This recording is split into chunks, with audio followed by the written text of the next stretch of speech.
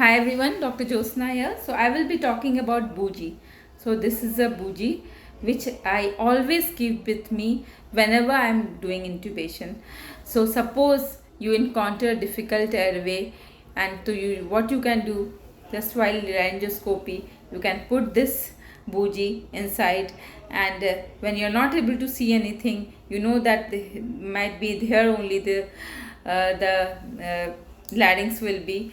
So you can just negotiate further and you will have a click click feeling, like some feeling of click click, like that means you are touching the tracheal link. So you can go further, you will go further, and someone will put ET tube from here, and once it comes here, now you are taking the ET tube, you are putting it inside while holding in laryngoscope from another hand.